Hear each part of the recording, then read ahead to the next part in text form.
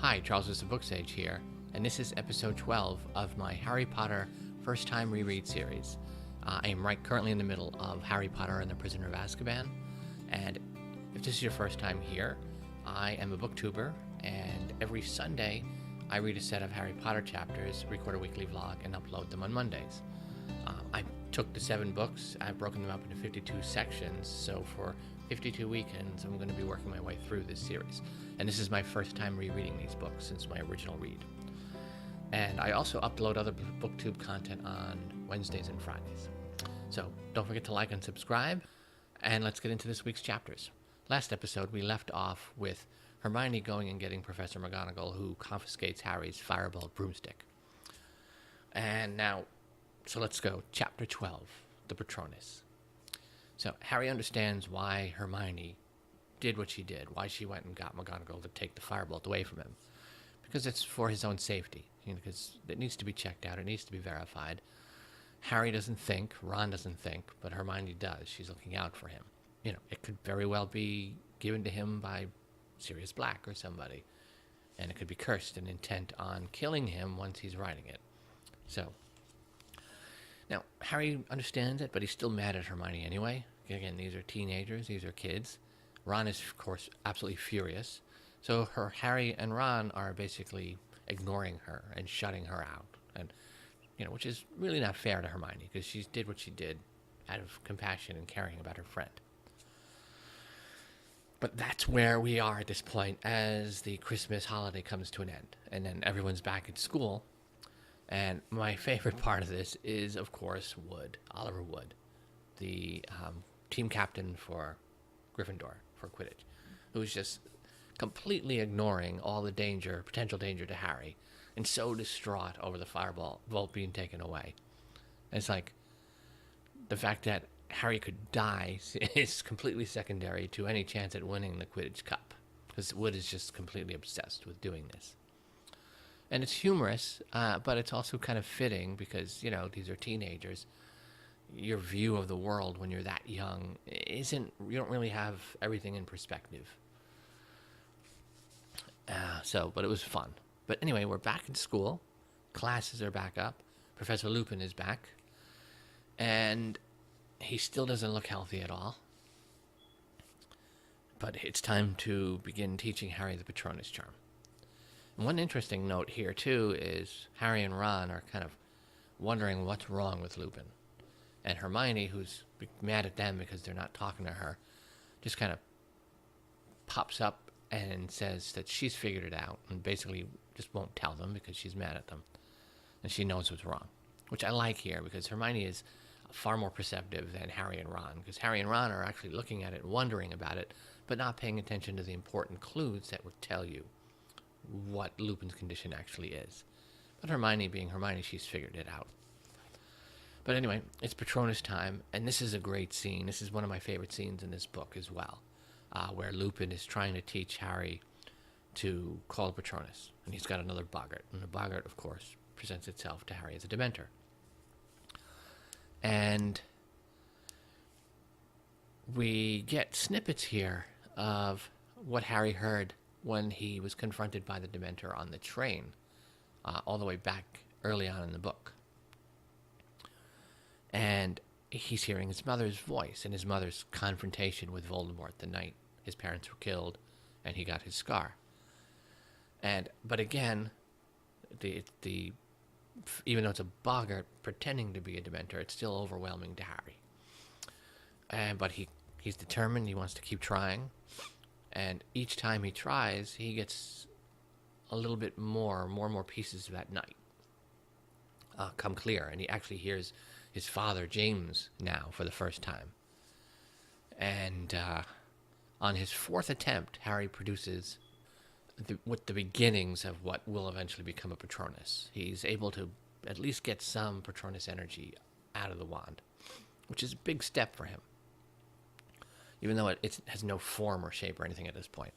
And Lupin steps in at this point to push the boggart, put it back in the cupboard. Okay, that's enough of a strain and enough practice for now. But we get another look at Lupin's silvery orb, Patronus again. It's more foreshadowing for Lupin's later reveal.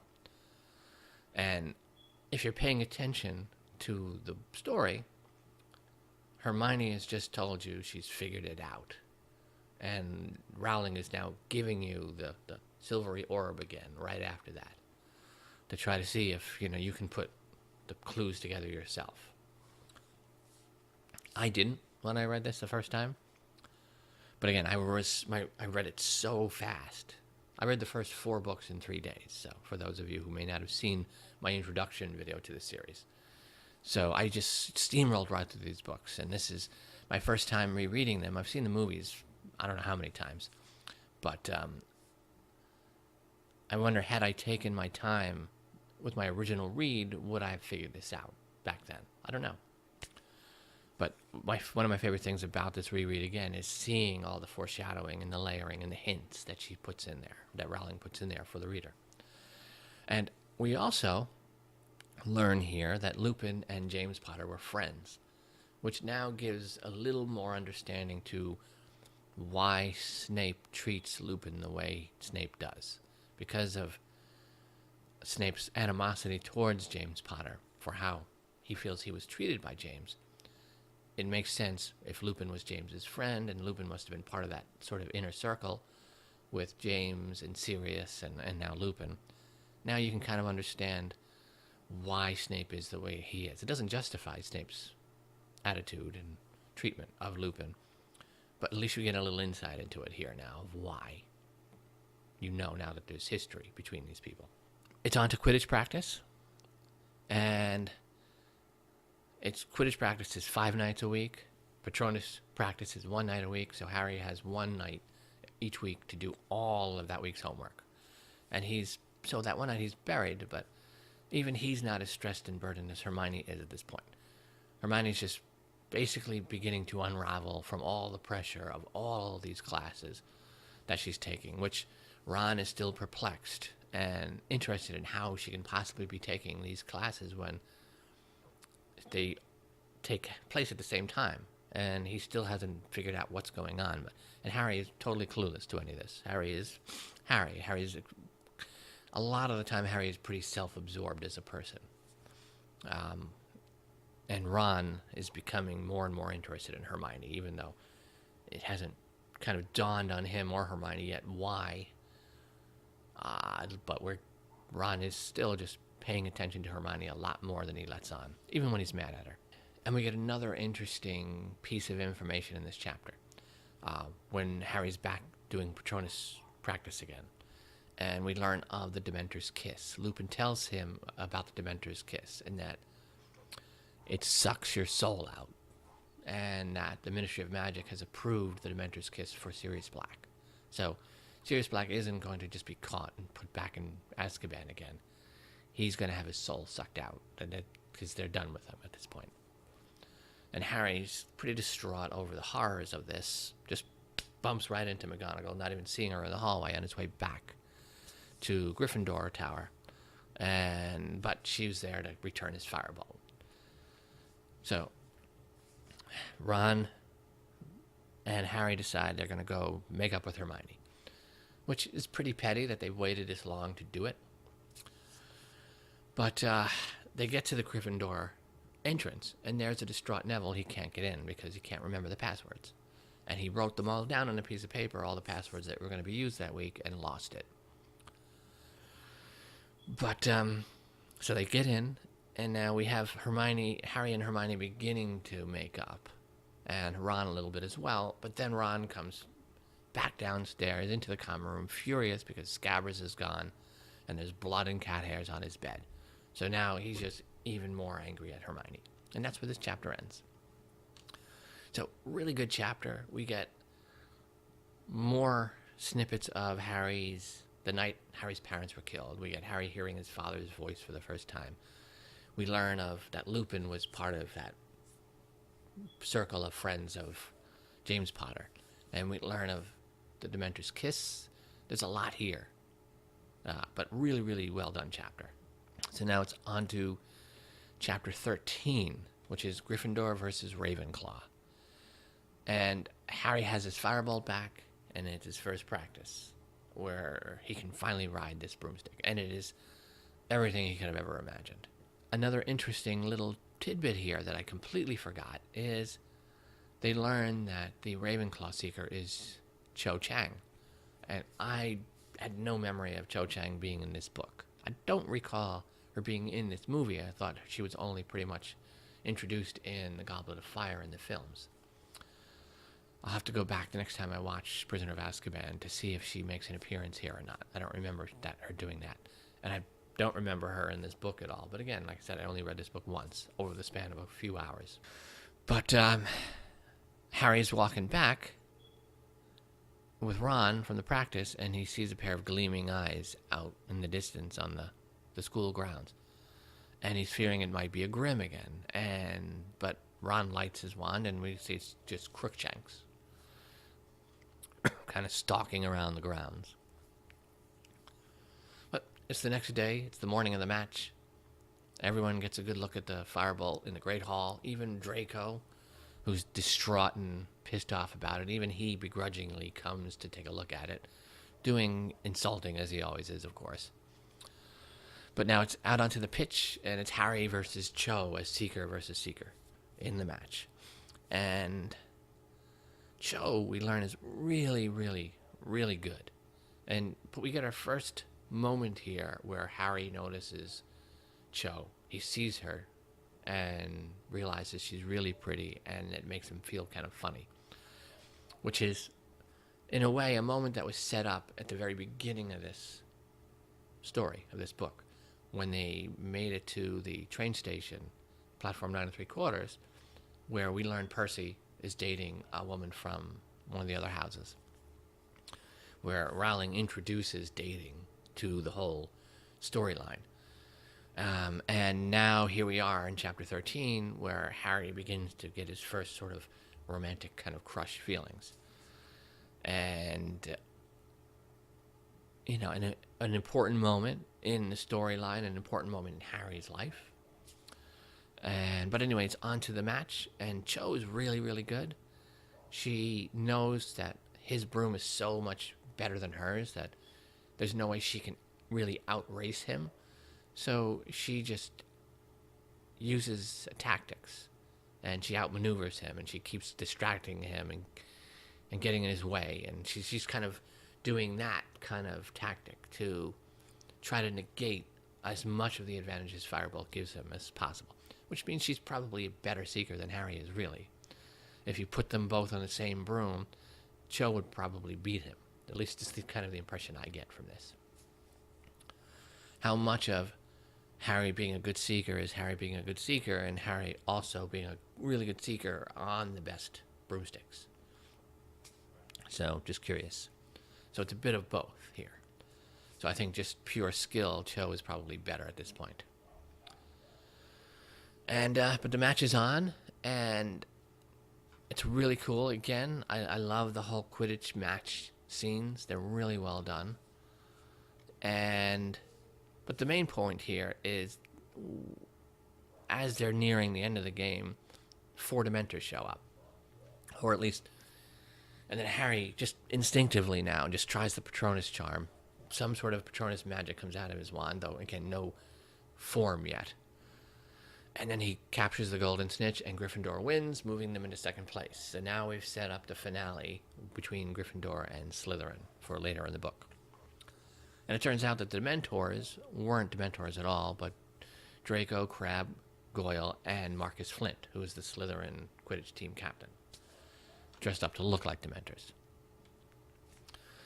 But it's off to the common room. They need to celebrate.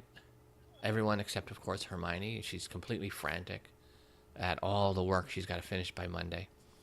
And of course, Ron, of course, was still angry for her, believing Scabrous is either dead or injured or dying somewhere. And Harry has an odd dream that night. He's walking in the forest with his firebolt and following something sort of silvery white, and he can hear galloping and a loud, long cry. And then he wakes up, and everyone wakes up, and Ron is insisting that he saw Sirius Black right there in their bedroom with a knife. And Professor McGonagall is called, and we learn from Sir Cadogan, the knight who's in the painting, taking over for the fat lady, that he did indeed let a man in because the man had the passwords all written down on a piece of paper, which was Neville's paper, that Neville's lost list. So now we know that Sirius Black is inside the castle. Somehow he's gotten past the Dementors and into the castle. Again. This is now his second time we know he's been in there. The first time he couldn't get through the entrance to the Gryffindor room. This time he did get in. And it's interesting now. It's like, why did he get all the way there and not do anything? And that's how the chapter ends. And now we're on to chapter 14, Snape's Grudge. And Ron, having been the one to see Sirius Black and scare him off somehow, which has been making Ron a bit of a celebrity. And Ron's been kind of basking in the attention. But they get a call from Hagrid. Hagrid shows up and escorts them back to his cottage. And he really kind of lays into them about how upset and lonely Hermione's been, and how really childish and petty they've been because they wouldn't talk to her, letting her know that a broomstick and a rat are more important than true friendship, and that's not right for them to do, and they should be better people. She deserves better as well. Which, again, I like that scene. I love Hagrid, and it is a kind of a slap in the face in a way as well for Hagrid to remind them that you stay by your friends. Even if they do something to piss you off, I mean, they're not being malicious. Hermione's only trying to help. And it's a good call out, something that they needed as well. And it's a good reminder to them because they've stood by Hagrid all this time, and yet they won't stand by Hermione. So, but anyway, back they go. And Harry's just desperately trying to sneak off because everyone's going to Hogsmeade again. Harry gets stopped by Neville, and then he has a run-in with Snape. But eventually he manages to sneak off to Hogsmeade. He takes his invisibility cloak this time to meet up with Ron. And they end up by the Shrieking Shack. And then where Draco, Crabbe, and Goyle come across Ron. And Harry's hidden still. And Draco, of course, insulting any Weasley he comes across. And Harry throws mud at the back of their heads. But when he's doing this, the cloak slips a little and Harry's head's visible. And then Draco sees Harry and gotcha, and rushes back to the school. So Harry does his best to rush back as well through the passage, and he comes out of the secret passage and then is caught by Snape. And Snape knows that he's been in Hogsmeade somehow. Harry was smart enough to leave his invisibility cloak and things in the tunnel, but Snape's caught him but can't prove it. But then we get a really interesting scene here, though, because Harry's being interrogated by Snape in Snape's office, and we learn that more about James Potter having saved Snape's life, which we had heard about earlier. And we learn more of that here from Snape, in that it was a prank that James meant to pull on Snape that could have turned deadly. So James got cold feet and stopped it. So it wasn't a heroic saving of Snape by Harry's father. It was James almost killed Snape, and feeling bad about it stopped it from happening. So it was all of it was James's fault. And these kinds of things aren't easy for Harry to hear because, he doesn't know his father. He's never known his father. But as a kid, you want to believe, your father gave his life fighting Voldemort, so he must be this noble, heroic figure.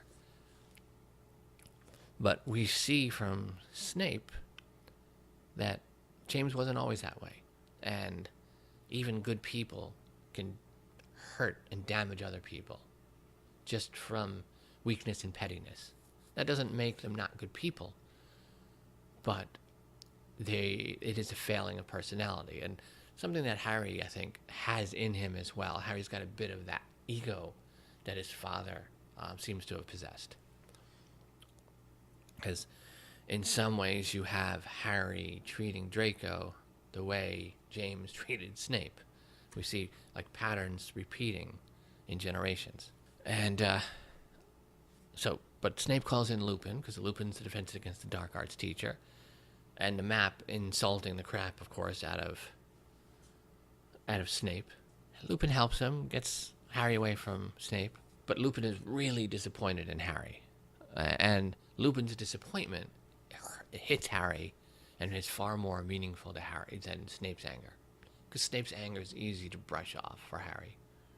Because he has such animosity towards Snape for a whole sorts of reasons. But having disappointed Lupin really matters to Harry.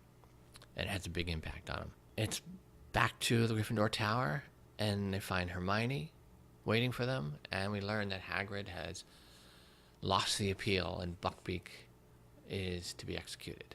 Or at least lost, not so much the appeal, but his case, and Buckbeak is to be executed. And that's where Chapter 14 ends. So now on to Chapter 15, the Quidditch Final. Now, Hagrid's distraught, barely able to teach his class at this point.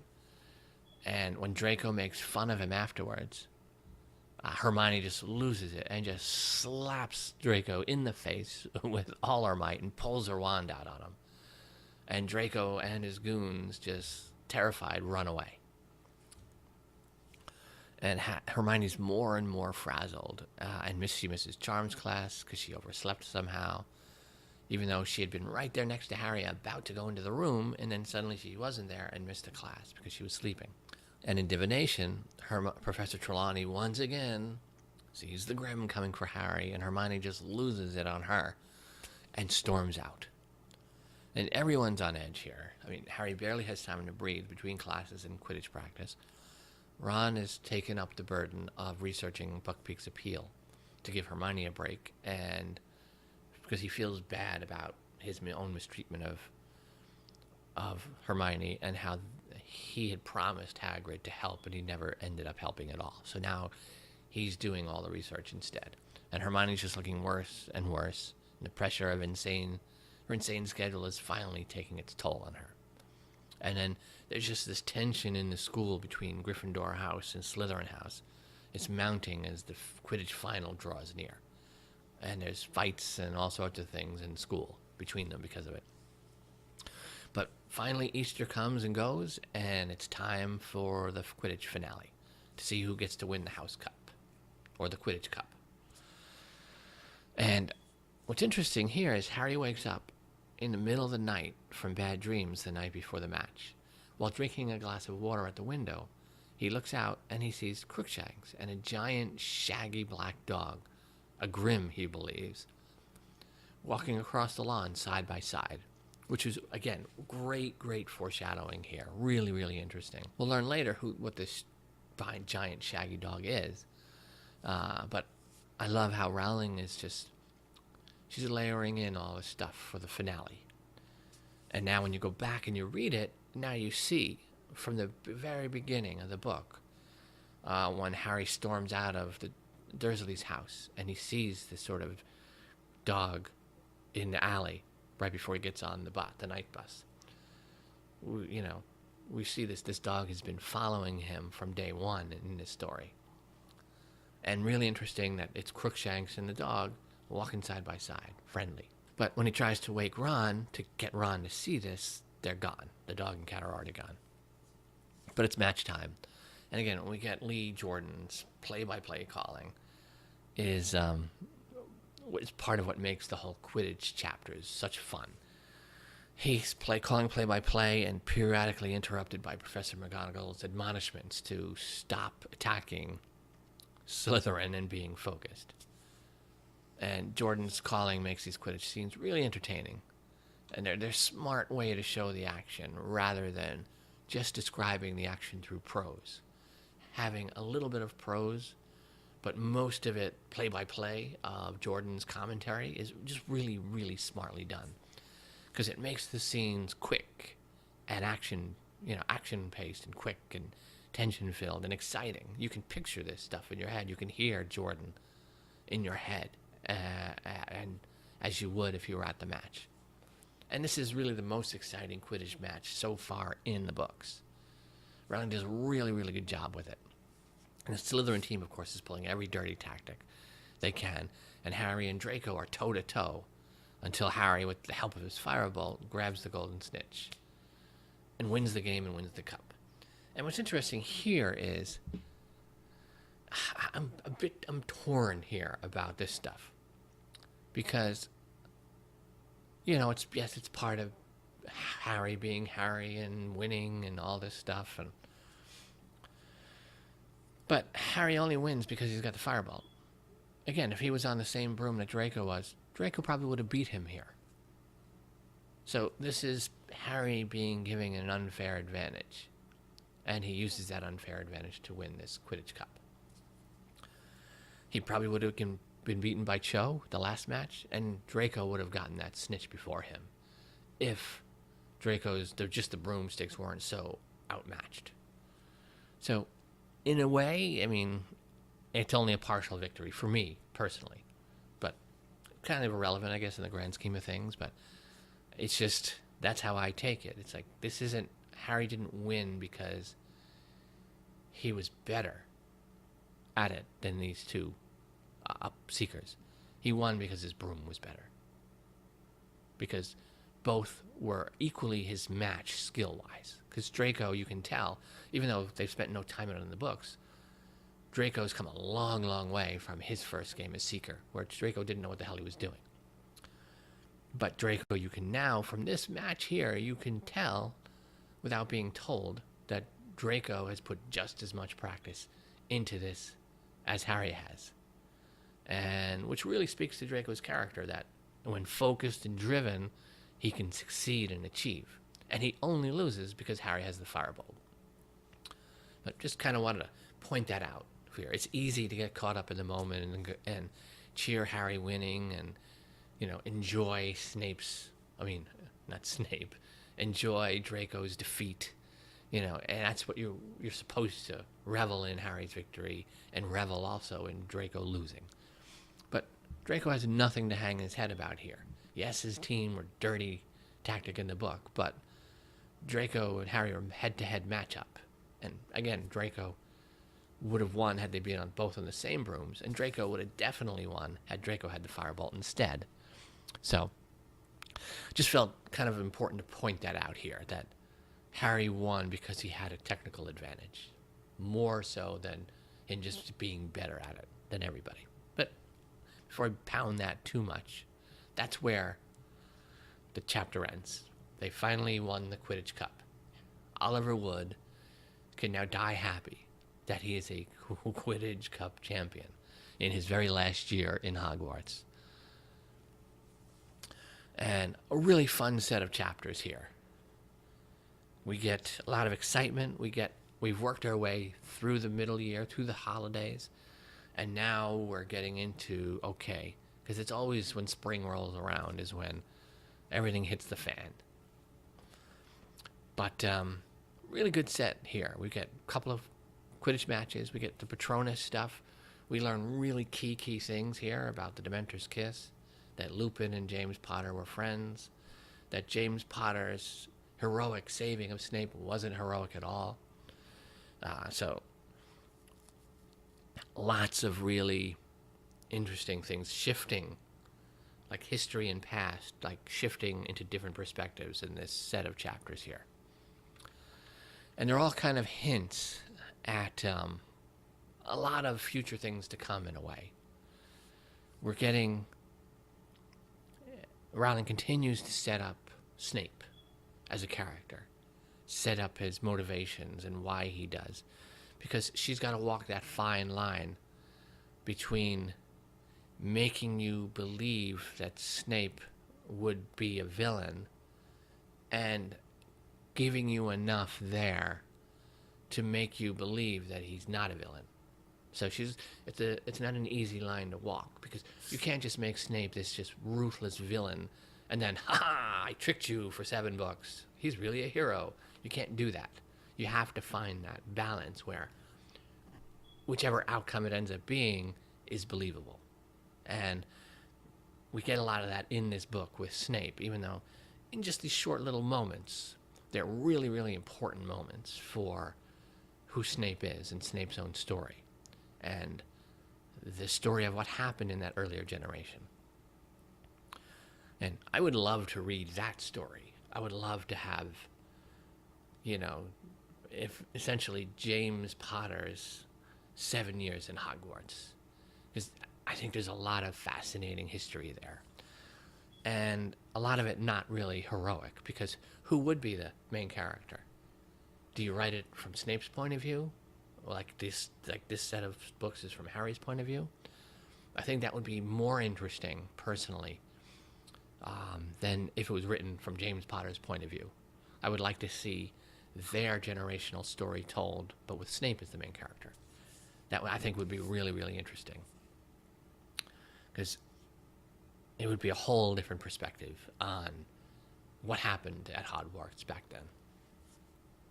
But that's pretty much these chapters here. Next week, there's 5 chapters. It is chapters 16, 17, 18, 19, and 20. Now, 2 of those chapters are really, really short, only like 8 or 9 pages. So next week's 5 chapters are actually about 10 pages shorter than this week's 4 chapters. But next week is Professor Trelawney's Prediction, Cat, Rat, and Dog, Moony, Wormtail, Padfoot, and Prongs, The Servant of Lord Voldemort, and The Dementor's Kiss. So, big, big chapters coming up. And then the following week is the final 2 chapters of this book, and then the first couple of chapters of The Goblet of Fire. I'm pretty much going to wrap it up here. Again, I'm really, really loving this book. It's so, so well written. There's, again, such great world building here, just great character development here. And, again, I'm loving the surprises that I don't even remember, that Cedric Diggory being in this book, and Cho Chang being in this book. And just really, really well done. And I can't wait to finish this book off again. And that is pretty much it. I'm going to wrap it up here. I am Charles' SirBookSage. You'll find my playlist for this whole Harry Potter series here in the cards at the end here. And I hope you have a good week. And I'm looking forward to the next set of chapters. And I will see you next Monday for episode 13. Happy reading.